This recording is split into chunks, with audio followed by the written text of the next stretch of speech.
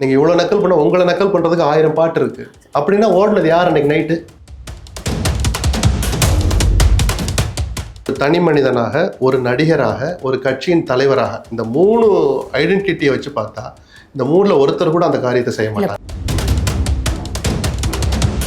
இவர் சொல்றாரு வெளுத்து விடுங்கன்னு. 41 பேர் உயிரிழந்த சம்பவத்தை இடைத்தேர்தலுக்கு பயன்படுத்தினால் முதல்ல தண்டிக்கப்பட வேண்டியது தாவேகா தான்.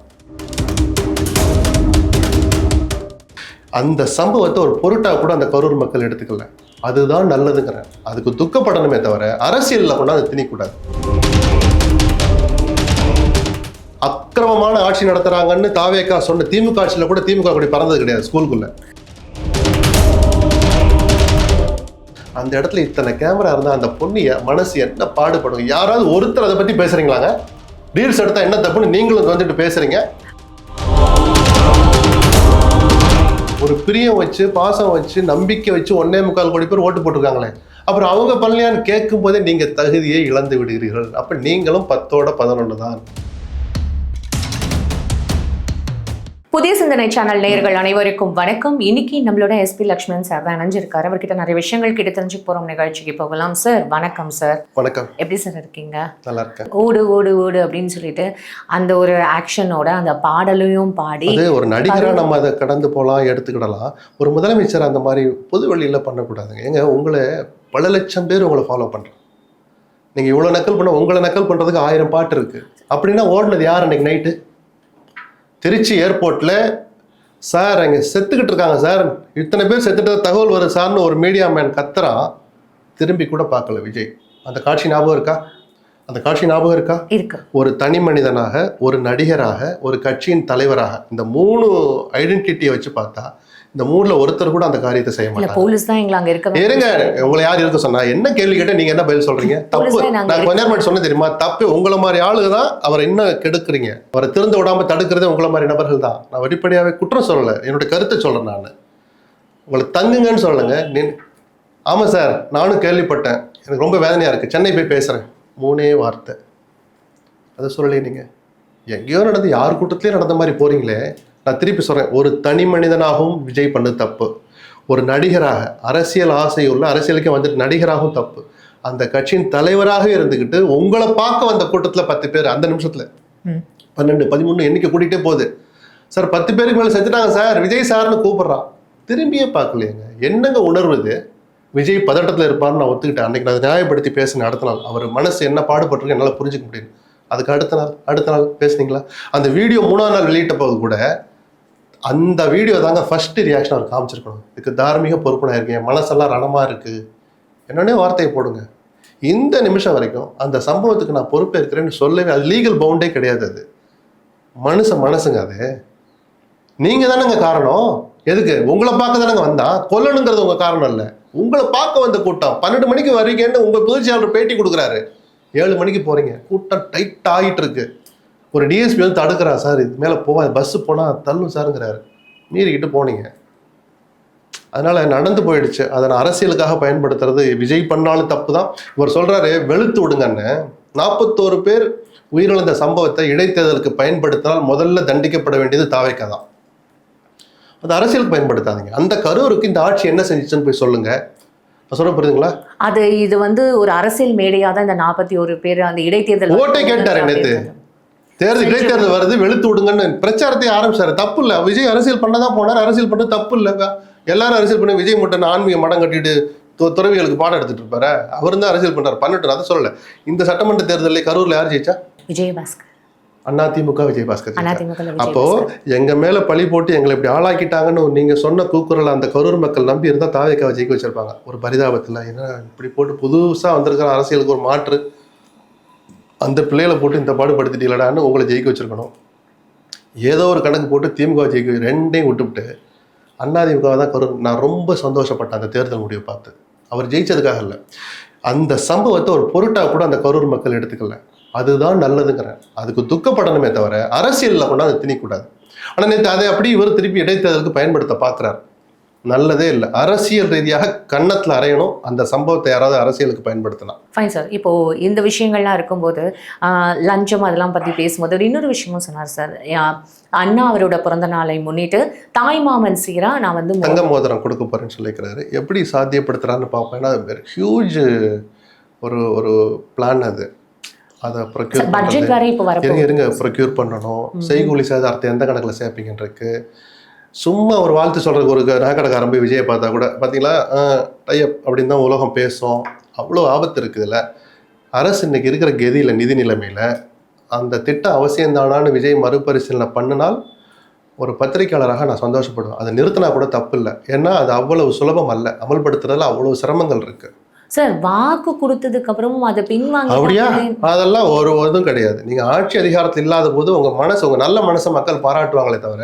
இன்னொரு சொல்லட்டுமா, தாய்மாமன் சேர்ந்து உங்களுக்கு தங்க மோதிரம் கொடுப்பாரு அந்த குழந்தைக்கு. அதே குடும்பத்து மேல வேற சுமைகள் மறைமுகமா வரும்.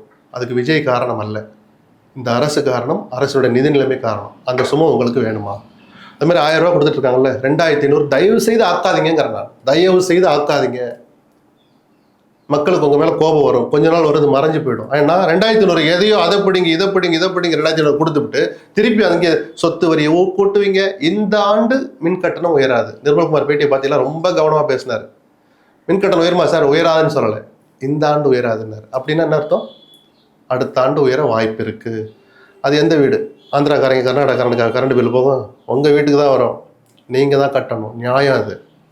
அப்போ சுமை மறைமுகமா ஏற்ற வேண்டிய நிலைமை வருதா கவர்மெண்ட்டுக்கு? அப்போ எதுக்கு இந்த மாதிரியான ஒரு, நான் திரும்ப சொல்றேன், விஜயனுடைய நல்ல மனசை நம்ம பாராட்டலாம். எல்லா திட்டத்தையும் அமல்படுத்தி தான் ஆகணும்னு தயவு செய்து பதறாதீங்க, பதட்டப்படாதீங்க, அவசரப்படாதீங்க. 4000 ரூபாய் இளைஞர்களுக்கு கொடுக்கறது, 2500 எத்தனை பேர் கொடுக்குற நம்ம பார்க்க தானே போறோம். வேலையில்லா பட்டதாரிகளுக்கு பணம் கொடுக்கு, இதெல்லாம் சாத்தியமா? நான் திருப்பி சொல்றேன், அதை செய்யலைன்னா நான் பாராட்டுற முதல் நபர் நானாக தான் இருப்பேன். நான் மற்ற கட்சிக்காரமெல்லாம் விமர்சிக்க மாட்டேன். யதார்த்தத்தை புரிஞ்சுக்கணுங்க. முட்டை போடுற கோழிக்கு தான் வழி தெரியும். அந்த இடத்துல உட்காந்துருக்கிற ஃபினான்ஸ் மினிஸ்டருக்கு தான் அந்த வழி என்னன்னு தெரியும். ஆட்சி நடத்துகிறவங்களுக்கு தான் அந்த வழி தெரியும். பழைய ஓய்வூதிய திட்டத்தை கொண்டு வருவோம்னு அவர் பாட்டுக்கு அடிச்சு விட்டாரு பிரச்சாரத்தப்போ ஸ்டாலின். 4 வருஷம் அதை பற்றி யோசிக்க கூட முடியல. ஏன்னா அதில் அவ்வளோ சுமை இருக்குது, நிதி சுமை.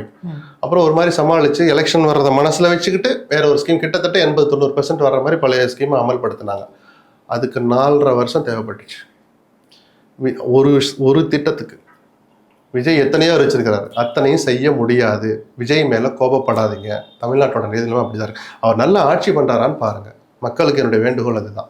சார், இப்போ இந்த 32 பேருக்கு அரசு வேலை கொடுத்துருக்கிறது இவ்வளோ பெரிய ஒரு விமர்சனமா ஆக்கணுமா? அது வந்து ஒரு மனிதாபிமான அப்படி ஜஸ்ட் இதை கடந்து போக முடியாது. மனிதாபிமான அடிப்படையில் விஜயனுடைய மனசை புரிஞ்சுக்கிறோம். அது ஒரு உயிரை பறிகொடுத்த குடும்பத்திற்கு அது என்ன கொடுத்தாலும் ஈடாகாது. இது ஒரு நிச்சயமா ஒரு உதவியா இருக்கும். அது 35 லட்சம் கொடுத்தாங்க அப்படிங்க, அதெல்லாம் எந்த மூலைக்குங்க? அந்த உயிரை கம்பேர் பண்ண 35 லட்சம் ஒரு பொருட்டா? இல்லை. இப்போ என்ன கேள்வி வருதுன்னா, இது எல்லோருக்கும் பொருந்துமா? கவர்மெண்ட்டை சொல்லுங்கிறாங்க.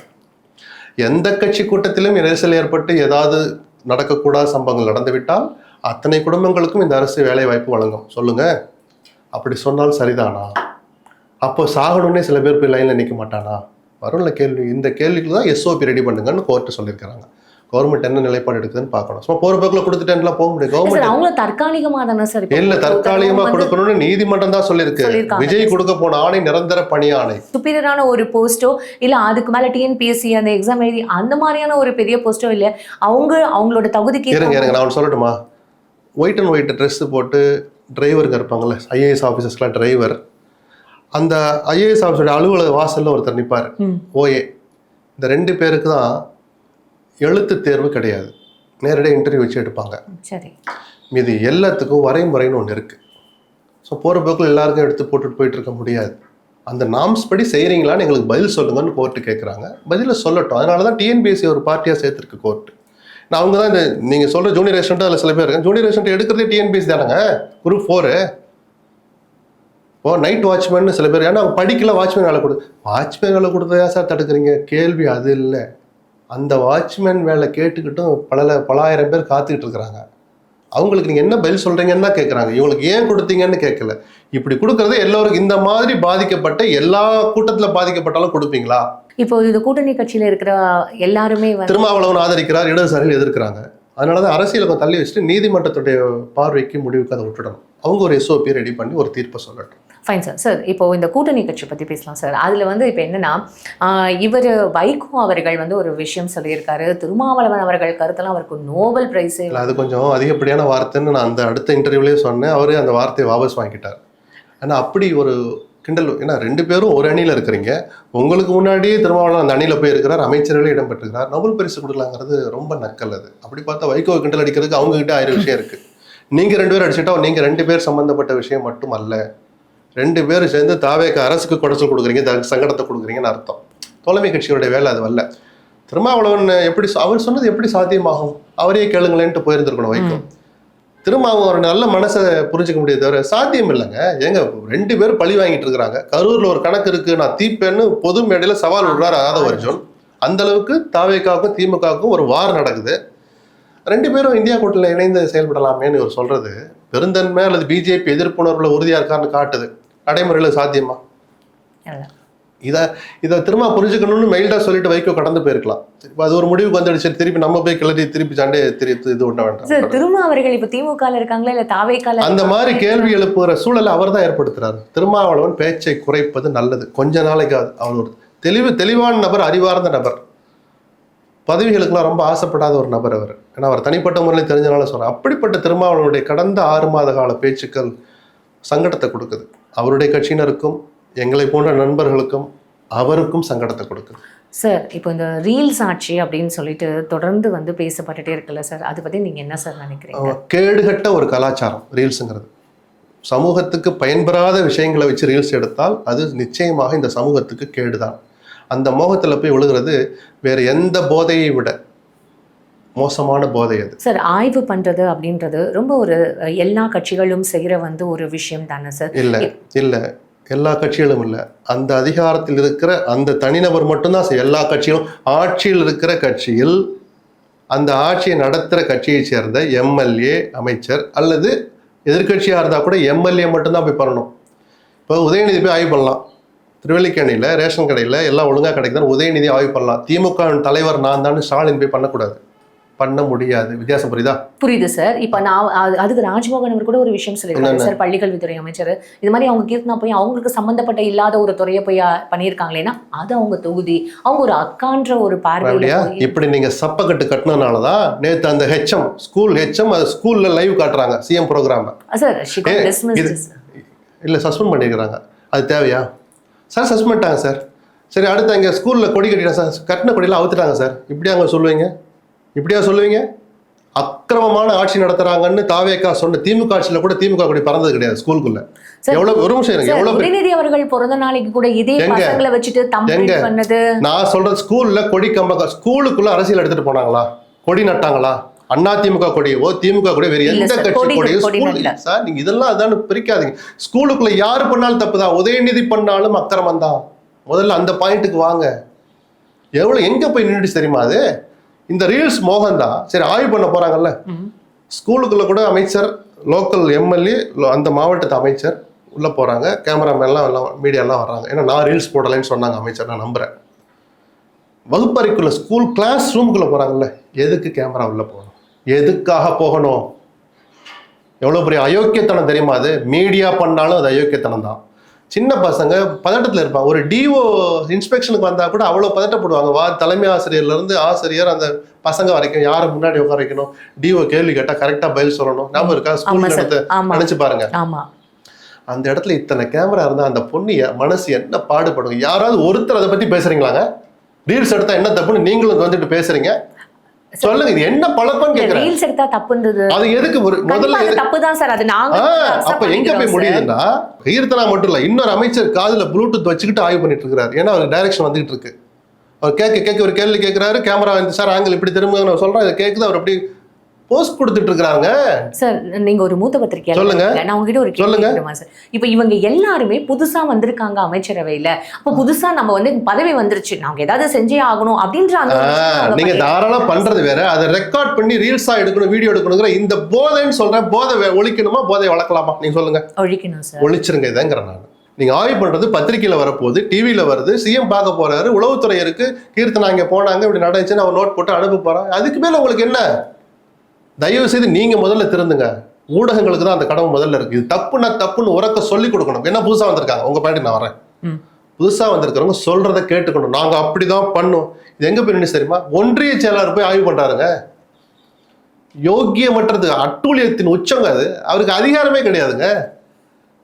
தாவேக்கா எம்எல்ஏக்கு தான், அந்த தொகுதி எம்எல்ஏக்கு அந்த தொகுதிக்குள்ள மட்டும்தான் போய் ஆய்வு பண்ணலாம். அது ஏதோ ஆய்வு பண்ண இருக்கு. தாய் சாராவிஸ்கெல்லாம் போய் நீங்க ஆய்வு பண்ண முடியாது, அதிகாரம் கிடையாது. தொழில்துறை அமைச்சர் வந்து ஒரு பள்ளிக்கூடத்துல போய் ஆய்வு பண்ண இருங்க பள்ளிக்கூடத்துல போய் பண்ணலாம். எப்படி ஏன் தெரியுமா, சிவகாசி ஸ்கூல்ல போய் பாக்குறாங்க. அவங்களுக்கு அவங்க தொகுதி எம்எல்ஏ, அவங்க போய் பார்க்கலாம். பார்த்துட்டு இந்த கட்டட சிதிலம் அடைஞ்சிருக்குன்னா அன்பில் மகேஷுக்கு சவால் விடக்கூடாது, ராஜ்மோகனுக்கு வந்து சொல்லணும். ராஜ்மோகன் என் தொகுதி பார்த்து எனக்கே மனசு கஷ்டமா இருக்கு, பில்டிங் இடிஞ்சு விழுகிற மாதிரி இருக்கு, கொஞ்சம் சீக்கிரம் ப்ரையாரிட்டி கொடுத்து எனக்கு கட்டி கொடுங்கன்னு சொல்லிட்டு, ஆமாம்மா இந்த மாதிரி பல இடத்துல இருந்து எனக்கு வருது அப்படின்னு ராஜ்மோகன் ஒரு அறிக்கை எழுதணும். இந்த லட்சணத்துல தான் அன்பில் மகேஷ் துறை நடத்தினாரான்னு பள்ளிக்கல்வி அமைச்சர் தான் பழைய பள்ளிக்கல்வி அமைச்சர் பார்த்து கேட்கணும். இதுதான் நடைமுறை, முறையும் அதுதான். நான் சொல்ல போறீங்களா, கீர்த்தனாவோட தொழில்துறையில இன்னொரு அமைச்சர் போய் ஆய்வு பண்ணிட்டு, ஒரு எம்எல்ஏ போய் ஆய்வு பண்ணிட்டு, டிஆர்பி ராஜாவுக்கு நான் ஒரு சவால் விடுகிறேன் சொன்னா கீர்த்தனா ஏத்துக்குவாங்களா? பதில் சொல்லுங்க. அது இந்த அரசுக்கு நல்லதா? அரசுக்குன்னு ஒரு புரோட்டோகால், நாங்கள் புதுசு நீங்கள் எல்லா அட்டுலையும் பண்ண முடியாது. சொல்லும் போது கற்றுக்கணும், உங்களை மாதிரி ஆளுக சொல்லி கொடுக்கணும், இல்லாட்டி பேசாமையாவது இருங்க. Fine sir. சார் கடைசியாக ஒரு கேள்வி கேட்டுக்கோங்க. இப்போ வந்து இந்த பாலியல் வன்கொடுமை இதெல்லாம் வந்து கம்மியாக இருக்குது அப்படின்றது உங்களோட பார்வை? ஆமாம், அந்த 50 நாள் 40 நாளை கம்பேர் பண்ணும்போது குறைஞ்சிருக்கு. நான் சொல்கிறேன், விஜய் ஆட்சியிலையும் அது நடக்கும். ஆட்சிக்கு அதுக்கு சம்பந்தமே கிடையாது. ஆனால் அந்த சம்பவம் நடந்துட்டா எவ்வளோ வேகத்தில் நடவடிக்கை எடுக்கிறாங்கன்னு தான் ஜெயலலிதாவை நினச்சி பாருங்க.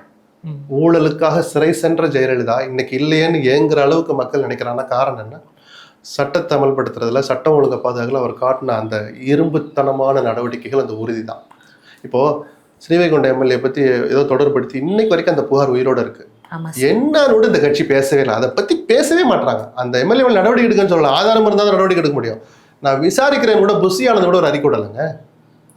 அதுக்கப்புறம் ஒரு 4 வாரத்துக்கு அப்புறம் தான் ஒன்னொன்னா இவங்க விழிச்சுக்கிறாங்க.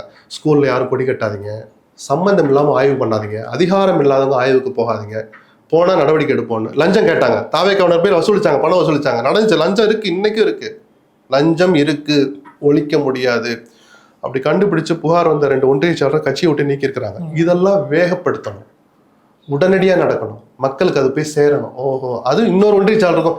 நீங்க கிருஷ்ணகிரியில ஒரு ஒன்றிய செயலர் நீக்கிறீங்கன்னா நாகப்பட்டினத்துல அது எதிரொலிக்கணும். தலைவர் நம்மளை கவனிக்கிறார், லஞ்சம் வாங்கினா கட்சியை விட்டு நீக்கிறார். சார் இவ்வளவு கேள்வி கேட்கிற நீங்க அதிமுக திமுக இருக்கும்போது இந்த மாதிரியான ஒரு கேள்விகள் அப்படி ஒரு சம்பவம் நடந்துச்சு, அதை மக்கள் ஏத்துக்கிட்டாங்க. அதுக்குதான் இப்ப கண்ணை தெரிஞ்சு உட்கார வச்சிருக்காங்க. அப்ப உங்களையும் வீட்டுக்கு அனுப்பிச்சிடலாமா? தாவேக்காவும் நாங்கள் வீட்டுக்கு போக தயார்னு சொன்னா தாராளமா லஞ்சம் வாங்குங்க, யார் அதை போய் தடுக்க முடியும்? இல்ல சார், நீங்க லஞ்சம் வாங்குறத பத்தி நான் கேட்கல. எல்லா துறைகள்லயும் இவ்வளவு ஆய்வு நடக்கல. நீங்க கேள்வி கேட்கிற நீங்க அதிமுக திமுக காலத்துல நம்ம கண்ணுக்கு எதிரே எவ்வளவு விஷயம் என்ன நடந்துச்சு சொல்லுங்க. இதே பாலியல் வன்கொடுமைகள், இதே கேள்வி கேட்டுட்டு தானே. அப்படி கேள்வி கேட்டதுனாலதானுங்க மக்களுக்கு அது விழிப்புணர்வு ஏற்படுத்தி ஒரு மாற்றம் வேணும்னு விஜயை கொண்டு வந்திருக்காங்க. ஆஹா ஓஹோ நடந்திருந்தா திமுக திருப்பி ஆட்சி கொண்டு வந்திருப்பாங்க. சொல்லுங்க, நீங்க அவங்கெல்லாம் சரியில்லை இருந்தாலும் உங்க மக்கள் உங்களை தேர்ந்தெடுத்திருக்கிறாங்க. ஒரு பிரியம் வச்சு, பாசம் வச்சு, நம்பிக்கை வச்சு 1.25 கோடி பேர் ஓட்டு போட்டிருக்காங்களே. அப்புறம் அவங்க பண்ணலையான்னு கேட்கும் போதே நீங்க தகுதியை இழந்து விடுகிறீர்கள். அப்ப நீங்களும் 10ஓட 11 தான், அதே குட்டையில் ஊறிய மட்டை தான். அந்த பேரை அவங்களுக்கு வேணும் தாவேக்காவுக்கு? அந்த பேர் வேணும்னா சொல்லுங்க, நம்ம அமைதியா இருக்கலாம். ஆனால் என்னை போன்றவர்கள் எல்லா ஆட்சியிலையும் பேசிட்டு தான் இருந்தோம். திமுக தோற்றுச்சுங்கிறதுக்காக லஞ்சம் உச்சத்துல இருந்து சொல்லலை. என்னுடைய பேட்டியில் எடுத்து பாருங்க, தேர்தலுக்கு பல மாதங்கள் முன்பாகவே சொல்றேன், லஞ்சம் தலை விரிச்சு ஆடுதுன்னு நான் சொன்னேன். இந்த ஆட்சி நடந்த 6வது மாதம், திமுக ஆட்சிக்கு வந்த 6வது மாதம், கிட்டத்தட்ட 21 எண்டில் நான் பெருமையாக சொல்ல, எனக்கு தெரிஞ்சு நான் தான் முத அதை பொது வெளியில் போட்டு பேச ஆரம்பித்தேன். ஸ்டாலின் அதிகாரிகள் பிடிக்குள்ள சிக்கிட்டார் அப்படின்னு. 5வது வருஷம் முடிகிற வரைக்கும் ஸ்டாலின் தன்னை மாற்றிக்கவே இல்லை. அதற்கான தண்டனை தான் அவர்கிட்ட அனுபவிச்சார். கேட்குறவங்க கேட்டுக்கிட்டு தான் இருக்கும், பேசிட்டு தான் இருக்கும். நமக்கு ஆட்சியாளர்கள் அதெல்லாம் நண்பர்கள் எல்லா கட்சியிலும் இருப்பாங்க, அது வேற. தப்புன்னு சொல்றதுக்கு எங்களுக்கு எந்த தயக்கமும் இல்லை, எல்லா காலமும் நாங்கள் சொல்லுவோம். ஃபைன் சார், இவ்வளோ நேரம் எல்லா கேள்விக்கும் ரொம்ப அழகாக பதில் சொன்னீங்க. உங்கள் நேரத்துக்கு ரொம்ப நன்றி. தொடர்ந்து பேசுவோம் சார். நன்றி.